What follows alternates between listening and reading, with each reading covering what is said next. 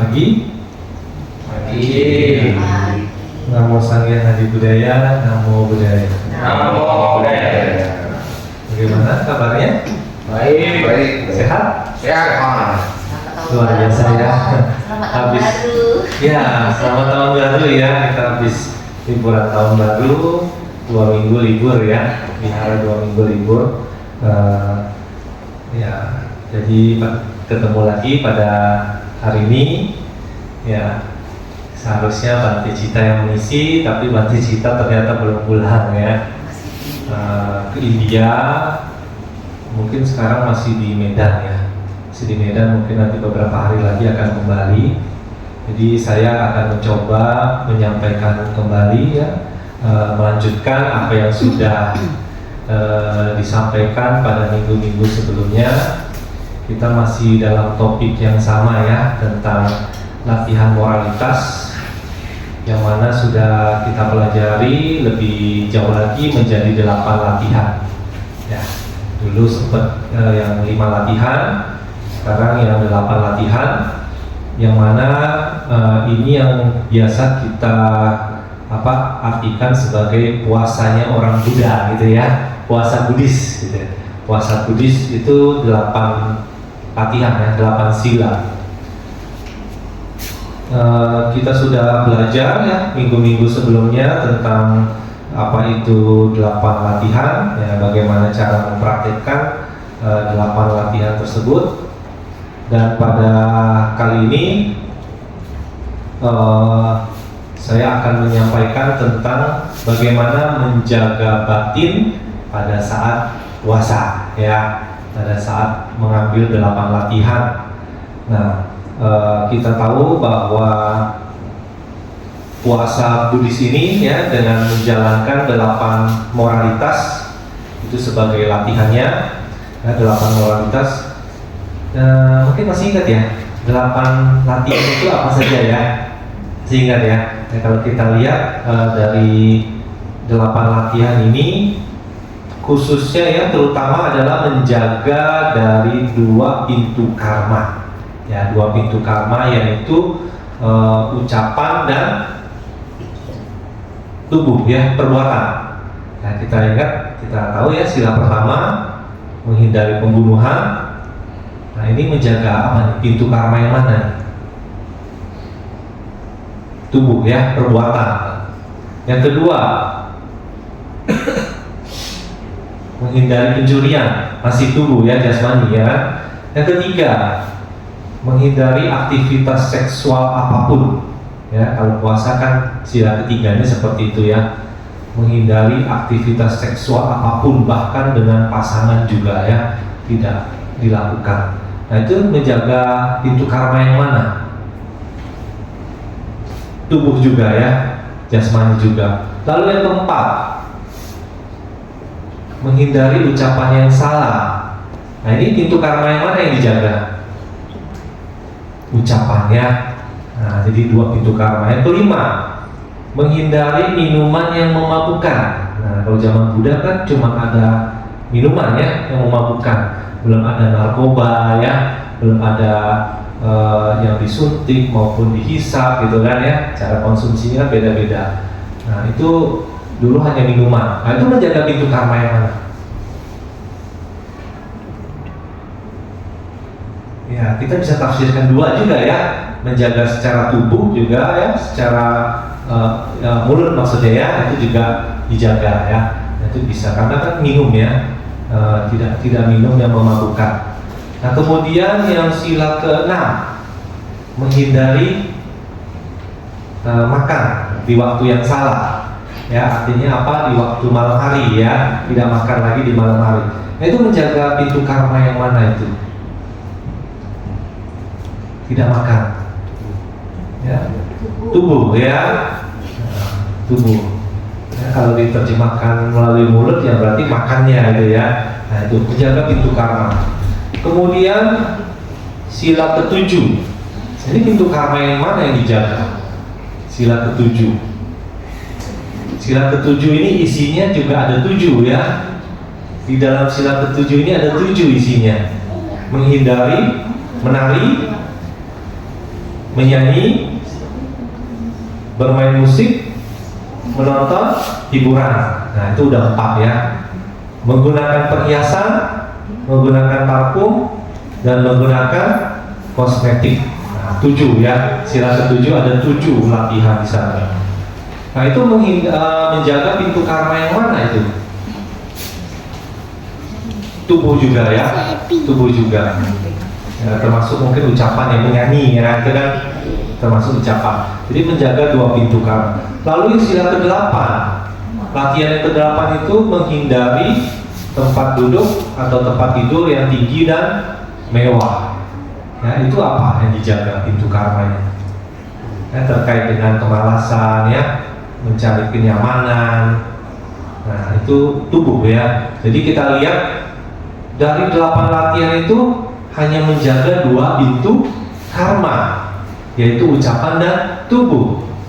Nah, sekarang bagaimana menjaga batin, pikiran ya saat puasa? Nah, ya dikatakan bahwa untuk menjaga batin itu satu-satunya cara itu adalah melalui latihan batin itu sendiri, yaitu melalui meditasi. Ya, artinya apa? Supaya 3 pintu karma yang terjaga bukan hanya 2, maka kita harus menambahkan 1 ya, latihan meditasi di dalam ketika kita menjalankan puasa. Ya, perlu ada meditasi yang dilakukan pada hari-hari uposata ketika kita mempraktekkan puasa ya, 8 moralitas. Menjaga batin ini ya kita akan pelajari ya mengenai awal dari kehendak ya, kemudian kita akan belajar tentang puja baktinya ya ketika berpuasa, kemudian bagaimana kita melakukan kontemplasi moralitas, dan bagaimana juga kita melakukan kontemplasi yang disebut dengan cinta kasih. Nah, itu akan kita bahas lebih lanjut ya untuk menjaga batin di saat puasa. Ada sebuah pertanyaan ya, ada sebuah pertanyaan. Ketika kita ingin mengambil 8 latihan ya atau puasa Buddhis, kira-kira perlu ada bante atau tidak? Yuk, kira-kira perlu ada bante atau tidak? Kalau misalnya perlu ada bante, berarti kita harus ke wihara dan bantenya harus ada di sana kan? Baru mengambil tekad, baru bisa mengambil latihan ya, mengambil atas sila gitu kan, tekad untuk puasa. Tapi kalau tempat-tempat yang tidak ada bante ya, mungkin jauh dari wihara atau wiharanya mungkin lagi tidak ada bante, bagaimana? Berarti kita nggak bisa praktek puasa dong ya, nggak bisa mengambil 8 latihan ya. Nah, ada beberapa tradisi yang mengharuskan seperti itu ya, harus ada bante, harus ada sangga mengambil tekad untuk puasa. Tetapi kalau dikaji lebih lanjut di dalam kitab suci, dikatakan bahwa seseorang itu berpuasa itu kemauan sendiri apa kemauan orang lain sebenarnya? Harusnya dari diri sendiri. Nah, dari diri sendiri. Artinya, kalau kehendak itu dari diri sendiri, tidak ada orang lain yang bisa memberikan tekadnya ya. Tidak ada orang lain, bahkan seorang biku yang memberikan tekad kita memohon untuk latihan, tidak ya. Artinya kita bisa juga lakukan itu dengan cara membuat tekad di dalam diri kita sendiri. Ya, kalau di rumah ada altar ya, atau tanpa altar sekalipun ya, pagi-pagi kita bisa mengambil tekad untuk menjalankan 8 latihan ya, itu bisa dilakukan. Karena dikatakan di dalam Anuttara Nikaya 3 halaman 415 ya, dikatakan bahwa para biku, kehendak itulah yang kusebut sebagai perbuatan cetana ya, atau kehendak. Karena setelah berkehendak, seseorang bertindak melalui pikiran, ucapan maupun tubuh jasmaninya. Jadi semua berawal dari kehendak atau niat ya, atau cetana. Nah di dalam Dhammapada, kita tahu Dhammapada ya, ayat 1 sampai 2, ayat pertamanya itu mengatakan bahwa pikiran itu adalah pelopor, pikiran itu adalah pemimpin, dan pikiran itu adalah pembentuk. Jadi segalanya berawal dari pikiran kita, termasuk motivasi kita untuk puasa, kehendak kita untuk puasa itu semua dari niat kita ya, pikiran kita, cetana kita. Pikiran harus dilatih agar tenang dan senantiasa awas di dalam berkehendak ya, waspada di dalam berkehendak. Jadi segala yang kita lakukan itu berawal dari diri kita sendiri ya, pikiran kita sendiri, kehendak kita sendiri. Nah sehingga termasuk dalam keinginan ya, kehendak untuk berpuasa. Nah itu nggak bisa dari luar ya, dari diri kita sendiri, kemauan kita sendiri. Sehingga ketika kita ingin memutuskan untuk mempraktikkan puasa, itu harus dari dalam dorongan dari dalam diri sendiri untuk hari ini saya ingin berpuasa ya, menjalankan 8 latihan. Itu bisa kita tekadkan dari dalam diri kita sendiri. Jadi tidak harus ada bante ya, tidak harus ada sangga, tidak harus datang ke wihara pagi-pagi ya, mengambil 8 latihan, 8 sila di hari itu. Itu bisa dilakukan. Nah, tadi dikatakan bahwa 8 latihan itu menjaga 2 pintu karma ya, pintu ucapan dan pintu perbuatan ya, atau tubuh badan jasmani ya. Nah, supaya lengkap menjadi 3 pintu karma, termasuk pikiran di sana, sehingga pada waktu pagi hari kita bisa melakukan apa yang disebut dengan puja, yang seperti kita lakukan tadi ya, puja pagi. Jadi pagi hari melakukan puja pagi, karena di dalam puja pagi itu nanti akan ada meditasi ya, kita ambil sesi untuk meditasi. Nah, yang disarankan berapa? Boleh 30 menit ya, seperti yang kita lakukan setiap hari Minggu, atau lebih ya, 45 menit, 1 jam silakan ya. Mau lebih boleh ya, kalau punya waktu lebih silakan, punya motivasi kehendak untuk lebih ya, punya waktu silakan dipraktekkan meditasi ya.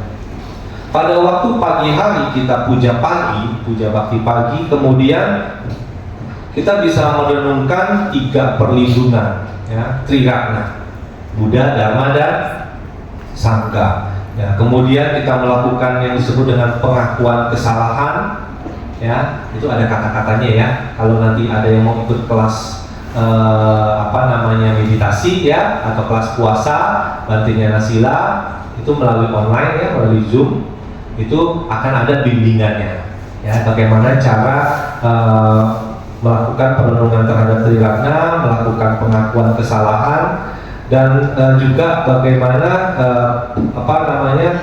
kita perenungan terhadap moralitas itu sendiri sebagai latihan ya, pada waktu hari puasa ya, atau uposatha. Nah itu bisa prakteknya seperti itu ya. Nah, bagi Bapak Ibu sahabat Dharma yang ingin praktek, nanti bisa hubungi sekretariat ya, biasanya ada jadwal-jadwalnya ya, ada jadwal-jadwal, dan biasanya juga nggak banyak ya, dibatasi ya, maksimal 20 orang supaya efektif. Nah itu bisa ya, namanya kelas puasa bisa, biasanya pada waktu 3 bulan menjelang Waisak. Nah nanti ya sebentar lagi, berarti kan mungkin di bulan Februari ada nanti kelasnya secara online ya, bimbingannya.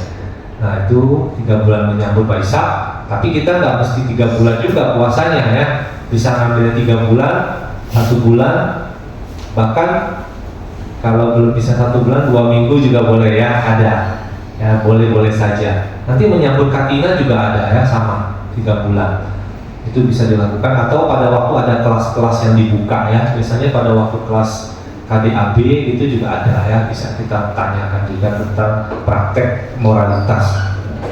Itu puja pagi. Kemudian pada waktu sore ya, puja petang, itu juga kita bisa bacakan parita ya, puja sore ya, di buku parita itu ada ya, puja sore. Kalau mau belajar bisa nanti pada waktu ada nanti ya, bisa belajar. Puja pagi kan kita sudah biasa hari Minggu ya, yang puja sorenya bisa datang pada waktu sore hari ya, biasanya jam 6 atau jam 7 ada pujanya, puja sore. Nah itu kita bisa belajar dengan Bante ya, cara bacanya bagaimana. Nah pada waktu puja sore kita juga bisa melakukan perenungan terhadap Triratna ya, 3 perlindungan tadi, kemudian lakukan pengakuan kesalahan dan meditasi dengan pengembangan cinta kasih. Ya, kalau yang pagi tadi meditasi dengan perenungan pada moralitas, ya, maksudnya gimana? Kita misalkan di hari itu mengambil 8 latihan, kita dalam meditasi itu perenungan, ya. Sila pertama, ya, saya bertekad menghindari pembunuhan makhluk hidup, ya.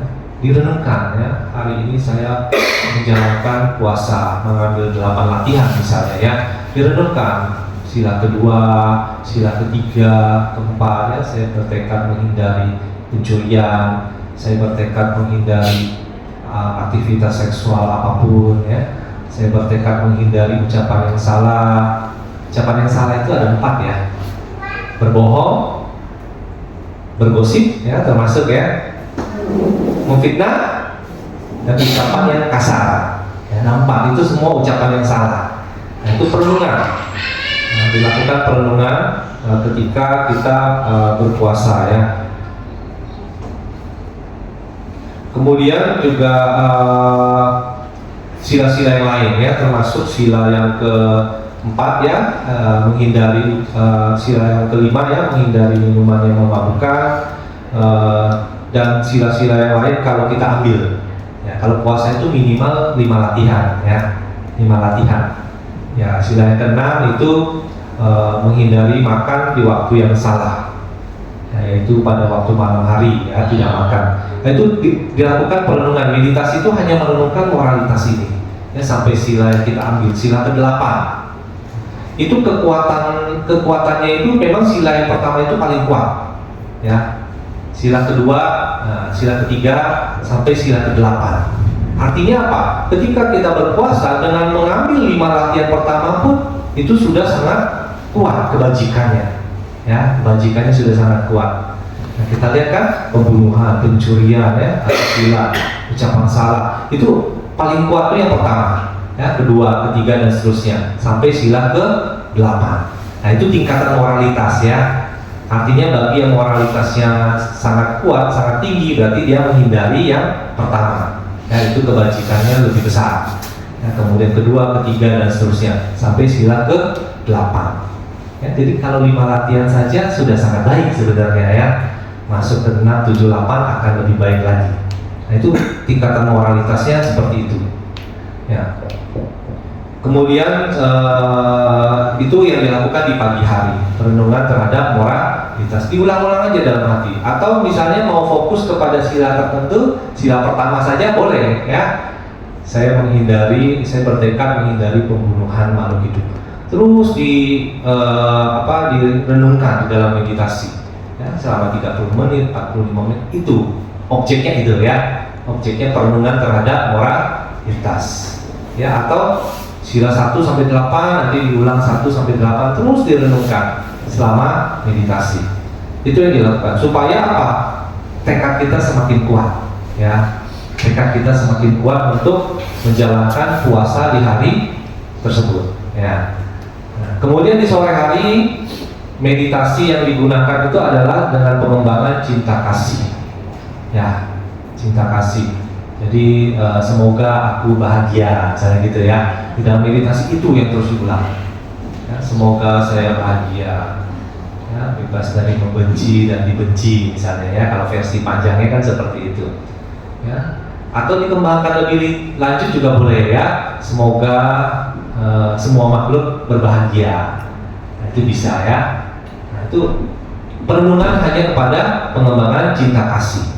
Nah, itu dilakukan pada waktu puja sore, ya, meditasi yang sore. Itu dilakukan pada waktu kita mengambil, bisa dilakukan pada waktu kita mengambil puasa, ya, atau 8 latihan. Ya, jadi jadikan itu sebagai objek di dalam meditasi kita, ya. Pagi hari kontemplasi pada moralitas, ya. Sore hari kontemplasi pada cinta kasih, objek cinta kasih yang dijadikan latihan, ya, dalam meditasi. kontemplasi ini sendiri sebenarnya berasal dari apa ya, bahasa Inggris ya, contemplation mungkin ya. Contemplation itu atau mungkin asal awalnya dari bahasa Latin gitu ya. Ya, dimana kata dasarnya itu sebenarnya diterangkan itu temple gitu ya. Temple itu apa ya, tempat suci gitu ya, tempat suci atau wihara gitu kan, ruang suci. Artinya kontemplasi itu melihat ke dalam diri kita yang suci gitu ya, ruang suci yang ada di dalam diri kita. Nah itu melalui dengan menghadirkan perhatian penuh ya pada waktu kita melakukan perenungan terhadap 8 moralitas yang dijadikan objek meditasi. Jadi melakukan perenungan ya, kontemplasi pada moralitas, dan sore hari kontemplasi pada cinta kasih. Sama, menghadirkan perhatian penuh pada objek.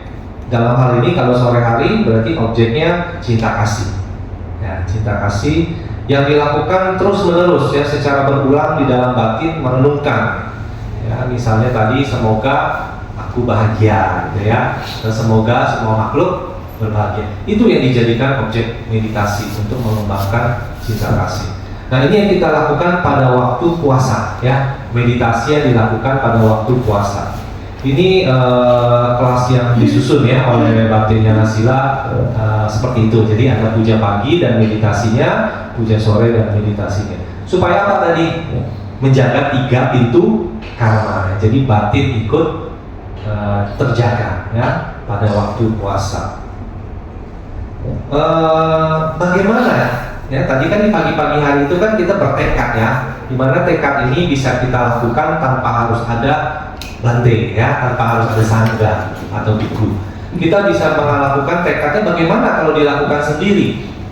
Nah, bisa dilakukan dengan cara misalnya pagi-pagi kita di depan altar ataupun tidak di depan altar ya, kita bisa mengatakannya kontemplasi di dalam diri kita bahwa kita punya tekad, ini adalah hari uposataku.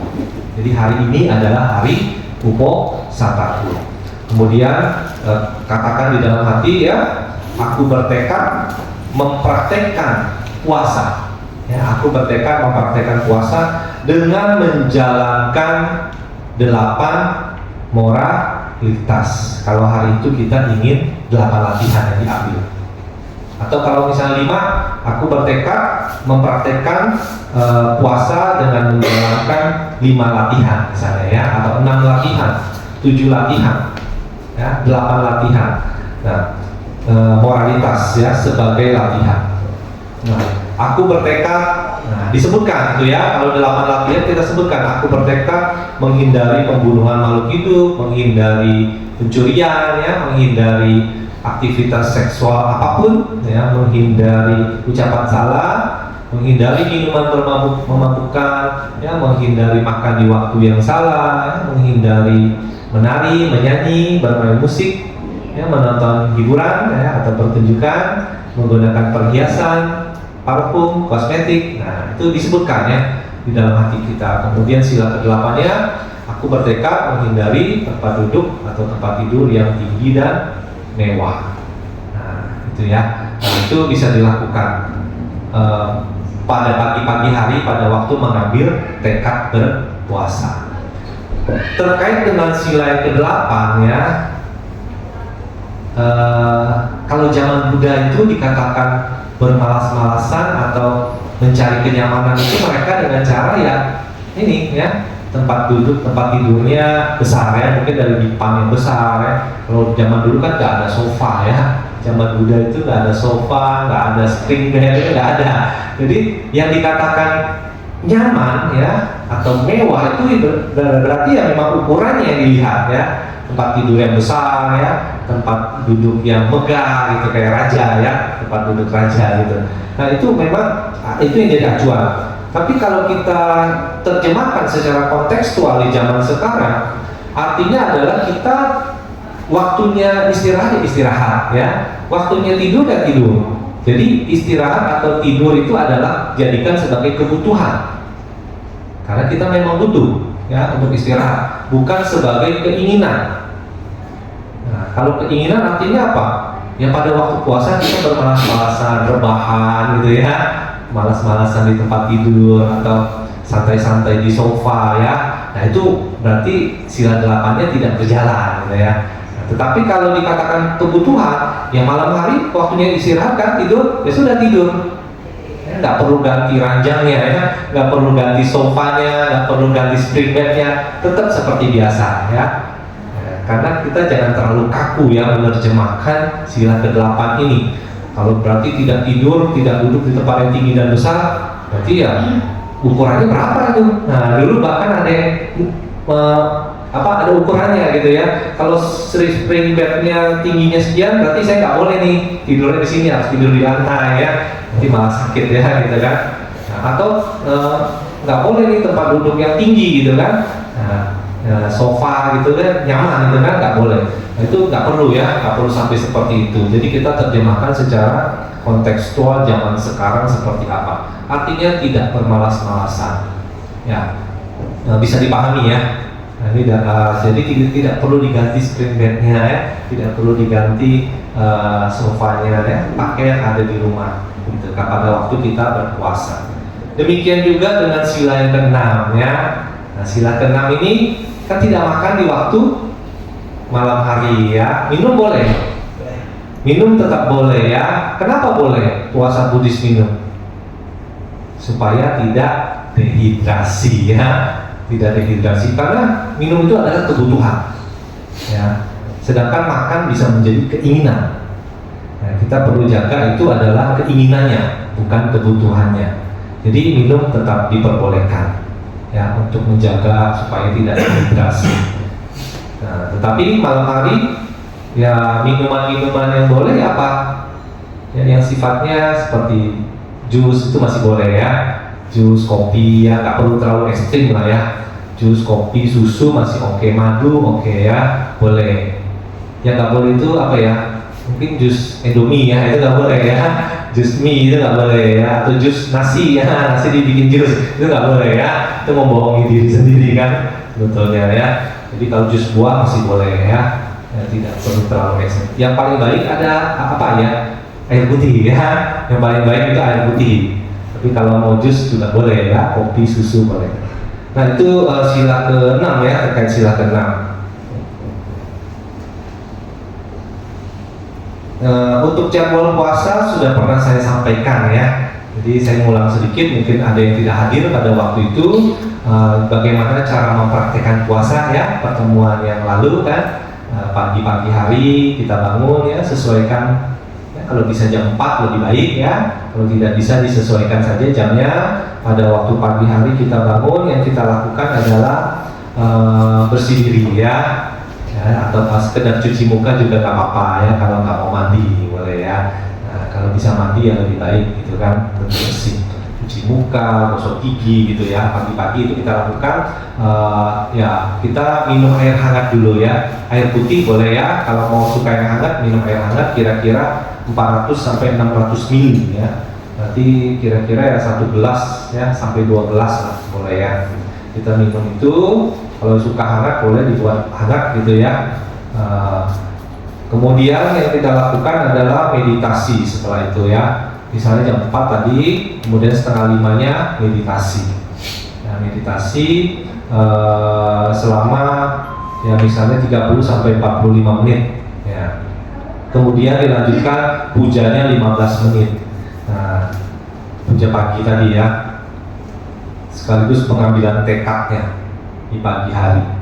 Kemudian 1 jam kemudian, berarti jam berapa? Setengah 6. Setengah 6 ngapain? Waktunya bebas ya, sesuaikan dengan aktivitas masing-masing. Ibu-ibu yang mau masak, ya masak silakan ya, buat keluarga ya. Setengah 6 mau bersih-bersih rumah silakan gitu kan. Setengah 6 itu bisa dilakukan.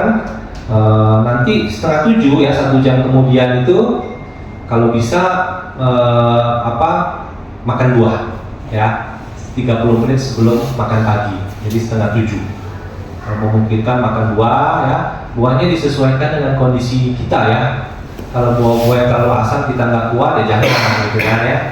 Buah-buah yang cocok aja buat kita boleh ya, pepaya, pisang atau yang lain ya. Nah, kemudian jam 7-nya sarapan pagi. sarapan pagi. Kalau kita misalnya puasanya sehari 2 kali makan ya, pagi dan sebelum tengah hari. Itu pagi berarti jam 7 pagi kita makan.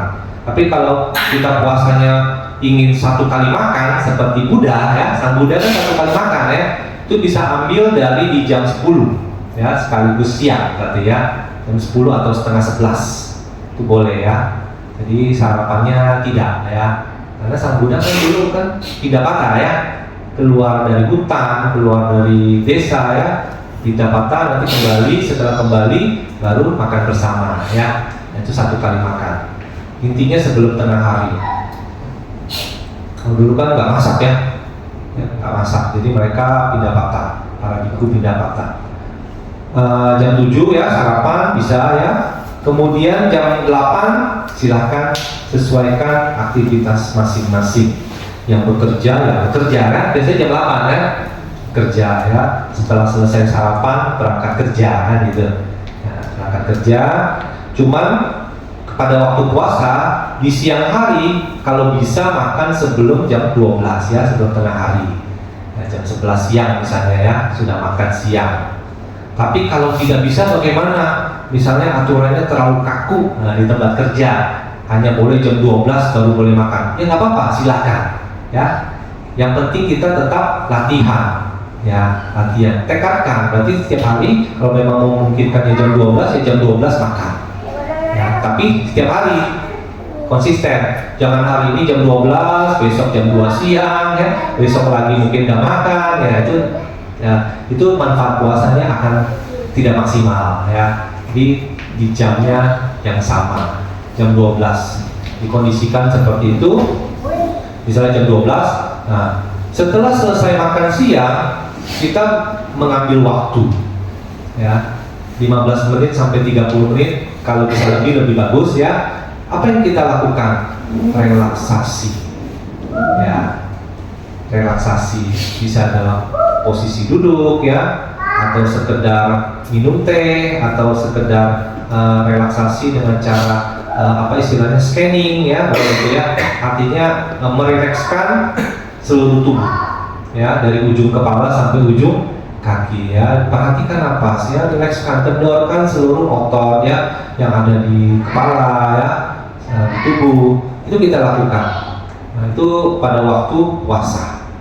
Biasanya kalau mereka mempraktikkan secara rutin, masalah-masalah seperti stres, kelelahan katanya akan berkurang ya, berkurang bahkan hilang ya. Yang tadinya mudah capek ya, yang tadinya mudah stres, nah itu akan tensinya itu ya akan turun ya. Dia secara tekanan stresnya akan turun. Nah itu karena ada relaksasi di siang hari ya. Jadi ada jeda dalam kita bekerja sehari itu, tengah di siang hari setelah makan siang ada relaksasinya.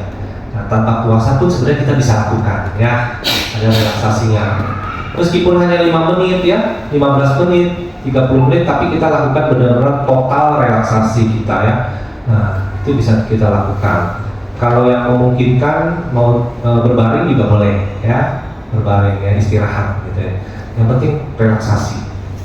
Segala pekerjaan disisihkan dulu ya, gadget terutama ya. Nah ini dilepas dulu selama relaksasi. Siang hari benar-benar kita pakai untuk istirahat total ya, relaksasi 15 menit sampai 30 menit atau lebih. Jadi semua pekerjaan ya, gadget dan lain-lain itu ditinggalkan ya, tidak digunakan. Bisa dipraktekkan ya, coba nanti akan ada manfaatnya. Kemudian ya bekerja lagi ya, kalau aktivitas kita masing-masing disesuaikan aktivitas pekerjaan. Nah malam harinya jam 7 malam itu kita kembali untuk puja sore ya. Tadi puja pagi, jam 7 malam puja sore dan meditasi. Nah, tadi kontemplasinya pada apa? Meditasinya objeknya apa? Cinta kasih ya. Semoga aku berbahagia, bebas dari benci dan membenci misalnya ya, atau semoga semua makhluk berbahagia. Atau kita juga bisa kontemplasi kepada yang lain ya, semoga orang tua saya bahagia, semoga teman-teman saya bahagia. Itu bisa ya, itu bisa jadikan objek cinta kasih. Semoga semua makhluk hidup berbahagia. Nah itu jam 7 sampai jam 8 ya, meditasi sore dan puja sore. Bagaimana dengan mereka yang kerjanya sip-sipan? Ini kan mungkin ada sip pagi, sip siang, sip malam gitu kan, ada kan? Itu bisa disesuaikan waktunya ya. Gak mesti juga puja sorenya jam 7 malam, tapi mungkin setelah pulang kerja itu boleh ya, atau sebelum bekerja ada puja sore, silakan disesuaikan. Ya ini fleksibel ya, fleksibel. Yang penting adalah hari itu mempraktikkan moralitas dan ada menjaga batinnya dengan cara meditasi dan puja ya, puja pagi, puja sore dan meditasinya. Itu yang kita lakukan. Kemudian jam 8 ya, setelah puja sore dan meditasi kita bisa lakukan namanya minum teh ya, meditasi minum teh boleh ya, sambil bersantai gitu ya, minum teh, minum jahe juga boleh ya. Tempatnya agak dingin kan enak ya, minum jahe lebih segar. Atau minum kopi boleh ya, kalau yang cocok ya dengan kopi.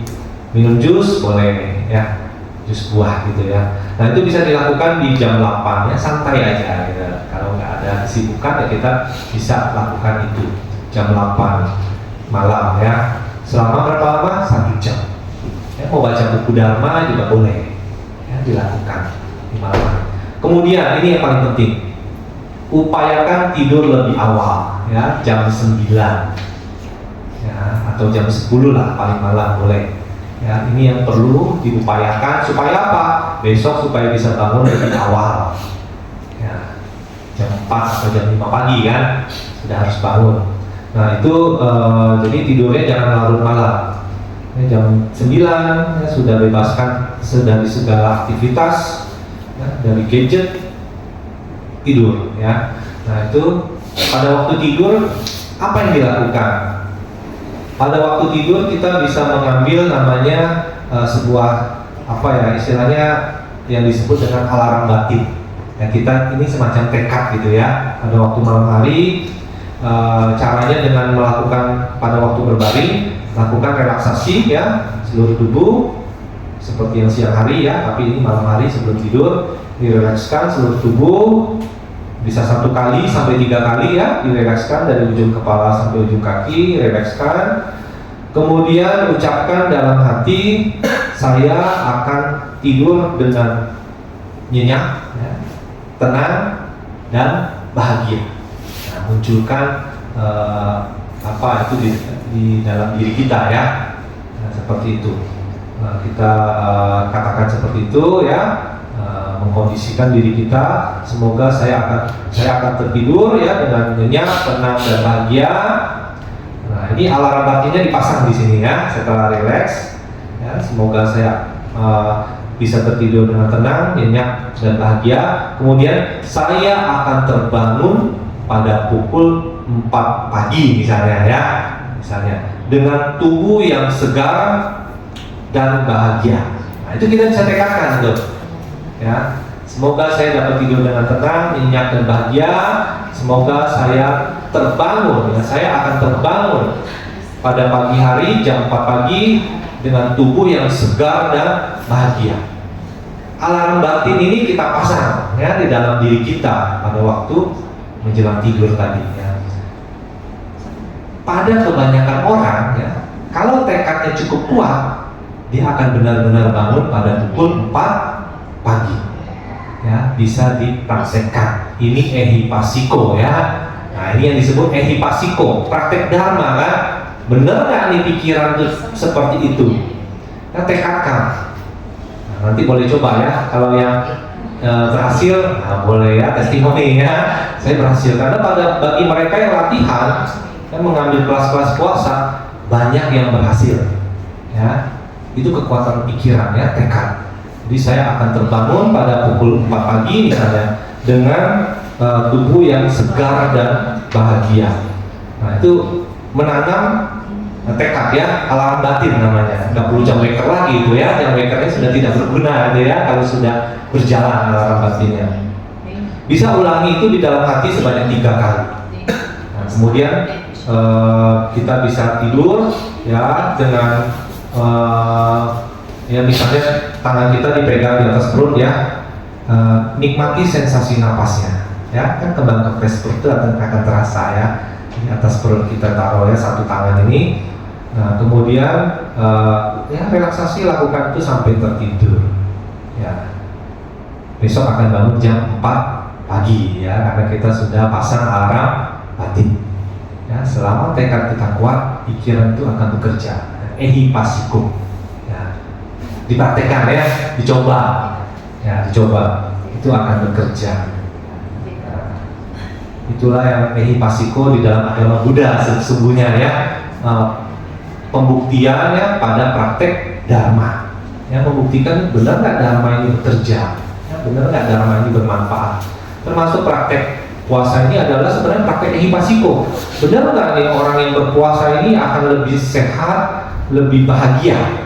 Nah, kan tujuannya itu kan, kita beragama Buddha kan tujuannya itu supaya hidup kita tenang dan bahagia.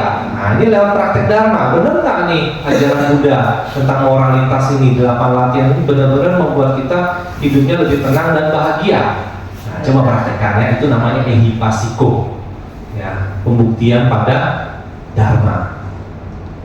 Jadi jangan salah menerjemahkan ehipasiko ya, coba gitu ya. Tapi ini maksudnya adalah pada praktek dharma. Benar nggak dharma ini bermanfaat bagi kehidupan kita? Benar nggak kita bisa mendapat ketenangan dan kebahagiaan melalui praktek dharma ya, latihan. Oke. Nah, dengan cara demikian ya, puasa ini ya, 8 moralitas ini ditambah dengan puja pagi sore ya, yang ada meditasinya, kita sudah menjaga 3 pintu karma ya, menjaga batin pada waktu puasa. Jadi lengkap ya, 3 pintu karma terjaga. Pada pertemuan lalu sudah saya sampaikan bahwa manfaatnya dengan mempraktekkan 8 latihan atau moralitas di dalam agama Buddha, minimal adalah kelahiran di alam bahagia, tidak akan jatuh di alam menderita ya. Jadi alam peta, alam neraka, alam binatang ya, alam asura itu sudah tidak menjadi tujuan kita. Kita tidak akan terlahir di sana kalau kita 5 sila aja sudah melindungi kita ya. Pancasila aja sudah melindungi kita dari kejatuhan di alam menderita ya. Kalau ditambah 8 latihan berarti minimal alam bahagia ya, bisa di surga ya.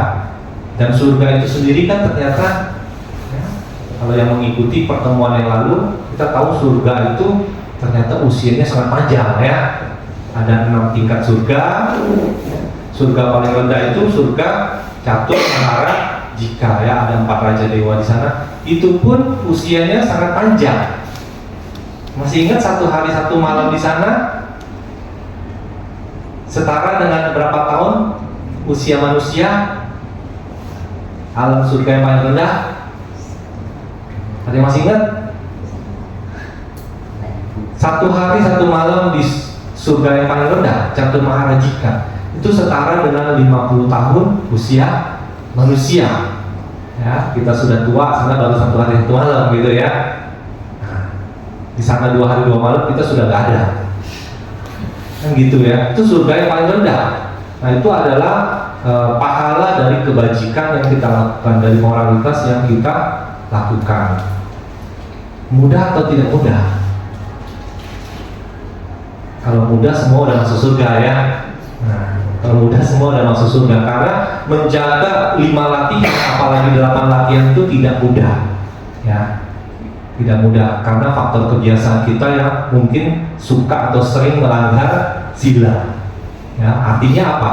Potensi kita jatuh di alam rendah itu cukup tinggi kalau kita melanggar sila, karena pada waktu menjelang kematian, pikiran terakhir itu yang menentukan alam kehidupan berikutnya. Ketika kita tidak tenang karena kita banyak melanggar sila, melanggar moralitas, biasanya menjelang kematian itu bagi orang-orang yang suka apalagi sila pertama ya, melakukan pembunuhan ya, makhluk hidup itu nggak bisa tenang menjelang kematian, tidak tenang. Nanti potensi dia jatuh ke alam benda sangat tinggi ya. Kalaupun dia bisa mengkondisikan ketenangan terlahir sebagai alam manusia ya, di alam manusia dia akan menjadi manusia yang banyak celahnya ya, dalam artian mungkin banyak sering sakit-sakitan ya, pendek umur, banyak penyakit. Nah, itu karena pelanggaran dari sila pertama. Begitu juga sila kedua ya. Sila kedua ini menjaga kita apa? Nah, kalau kita banyak melanggar sila kedua ini, kalaupun kita terlahir sebagai alam manusia, misalnya pada waktu menjelang kematian bisa cukup tenang ya, terlahir di alam manusia, itu akan menjadi manusia yang susah hidupnya ya, susah mencari uang gitu ya, katakan seperti itu, susah, bahagianya susah. Nah, itu bisa terjadi karena ada sila kedua yang dilanggar ya. Demikian juga sila yang lain. Jadi dengan menjaga moralitas di kehidupan saat ini, ketika menjelang kematian pikiran kita bisa tenang, kita akan minimal terlahir di alam manusia ya, alam bahagia, nah, alam surga. Nah, itu yang akan terjadi kalau kita menjalankan praktek moralitas. Oke, mungkin itu ya yang bisa saya sampaikan untuk kali ini. Nanti kita akan lanjutkan lagi pertemuannya pada minggu berikutnya. Harusnya Bakti sudah ada ya. Nanti akan Bakti yang mengisi untuk melanjutkan apa yang sudah kita pelajari selama ini ya, tentang praktek moralitas ya. Kalau kita ingat dari awal tahun kemarin ya, kita sudah belajar dari motivasi bagaimana kita beragama ya, apa yang mendasari kita di dalam memilih agama ya, terus kenapa kemudian kita memilih agama Buddha. Nah, itu kan itu ada tahapan-tahapannya ya. Nanti kita ulang lagi ya. Mungkin nanti bisa jadi di awal bulan Maret ya atau April itu akan diulang lagi karena sudah selesai gitu ya. Bisa diulang kembali untuk mengingatkan kembali apa yang sudah kita pelajari selama kurang lebih 1 tahun. Ya, demikian, semoga bermanfaat bagi Bapak Ibu sahabat Dharma. Semoga kita semakin maju di dalam latihan ya, di dalam praktek Dharma, sehingga hidup kita bisa terkondisi untuk tenang dan bahagia. Ya, sadu.